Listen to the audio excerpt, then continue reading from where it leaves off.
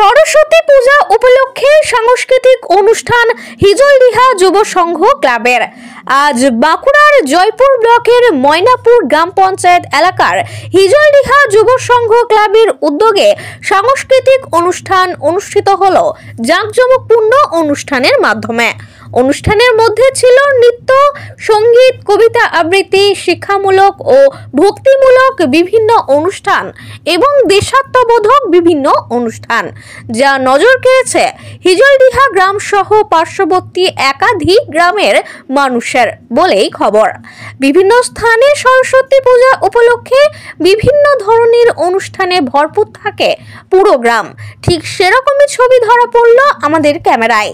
তবে হিজলডিহা যুব সংঘের দায়িত্বপ্রাপ্ত কর্মকর্তারা জানিয়েছেন, গ্রামের কিশোররা অনেক জায়গায় সুযোগ পায় না। তাদের উজ্জীবিত করার লক্ষ্যেই আমাদের এই প্রয়াস। গ্রামের শতাধিক মানুষের উপস্থিতি লক্ষ্য করা গিয়েছে আজকের এই সাংস্কৃতিক অনুষ্ঠানে। চলুন কি বললেন ক্লাব কর্মকর্তারা, শুনবো বিস্তারিত। বাঁকুড়ার জয়পুর থেকে ইনামুল ভুঁইয়ার রিপোর্ট, নিউজ 10 বাংলা। হিজলডিহা যুব সংঘের একটা ঐতিহ্যবাহী নাম। হিজলডিহা যুব সংঘ 1961 সালে রেজিস্টারভুক্ত গ্রাম, রেজিস্টারভুক্ত ক্লাব এটা স্থাপিত হয়েছিল এবং একসময় ফুটবলে প্রচুর সুনাম অর্জন করেছিল এবং মাঝখানে কিছু আর্থিক প্রভাবে আমরা সেই খেলাধুলা চালিয়ে যেতে পারিনি বা আমাদের ক্লাবটি আগে মাটির ক্লাব ছিল।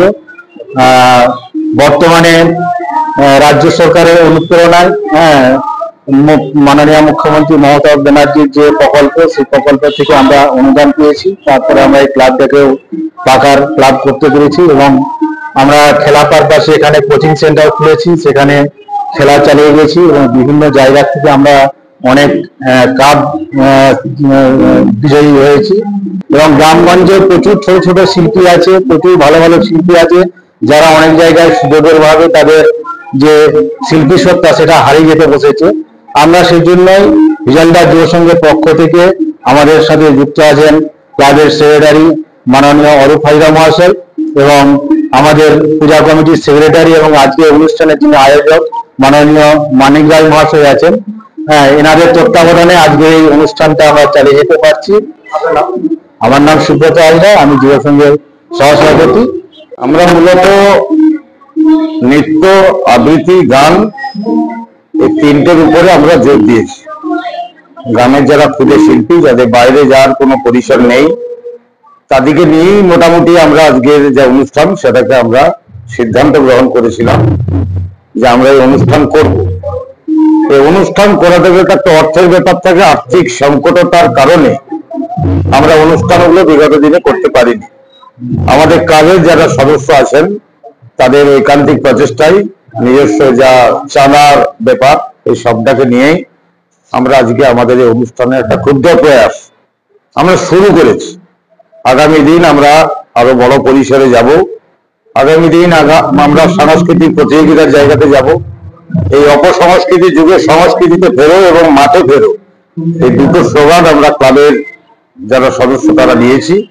আগামী প্রজন্ম যাতে বেঁচে থাকে, এই অবক্ষয়ী সমাজ যাতে আস্তে আস্তে শিরদাঁড়া সোজা করে দাঁড়াতে পারে, তাই আমাদের এই ক্ষুদ্র প্রচেষ্টা। আমরা আশা করব যে শুধু ক্লাবের সদস্য নয়, আমাদের গ্রাম, পার্শ্ববর্তী গ্রাম, পার্শ্ববর্তী পঞ্চায়েত, গোটা থানা, গোটা জেলা একইভাবে এগিয়ে যাবে আগামীর ভবিষ্যৎকে শক্তপোক্ত করতে, আগামী প্রজন্মকে বাঁচিয়ে রাখতে, এই সংস্কৃতি একে ফিরিয়ে আনার জন্য সাংস্কৃতিক অনুষ্ঠান এবং মাঠে যে খেলাধুলা এই দুটো জায়গাকে খুব শক্তপোক্ত ভাবে দাঁড় করাবে, এই প্রত্যাশা রেখেই আমরা আমাদের অনুষ্ঠানটা শুরু করেছি। আমার নাম মানিক রায়। 2025 আমরা হিজলডিহা যুব সংঘের বাগদেবীর আরাধনার মধ্যে দিয়ে, আমাদের বাগদেবীর আরাধনা বহু দিন ধরে হয়ে আসছে। আমরা এবছর বাগদেবীর আরাধনার মধ্যে দিয়ে আমরা পূজা পাঠ অর্চনা করেছি। তারপরে আজকে আমাদের সাংস্কৃতিক অনুষ্ঠান মূলত আমরা আমাদের গ্রামের ছোট ছোট বাচ্চারা যারা বাইরে সেভাবে সুযোগ পায়নি, সেভাবে স্টেজে পারফর্ম করার সুযোগ পায়নি, তাদেরকে একটা ছোট্ট স্টেজের মাধ্যমে তাদেরকে আমরা সুযোগ করে দেওয়ার চেষ্টা করেছি। এর সঙ্গে সঙ্গে আগামী দিনে যাতে আমাদের সাংস্কৃতিক অনুষ্ঠান একটু বড় আকারে করতে পারি, সেই সফলতা আমরা কামনার মধ্য দিয়ে এবছরের আমরা সাংস্কৃতিক অনুষ্ঠান শুরু করেছি। রসিকা চ্যাটার্জি, আমি ক্লাবের সভাপতি।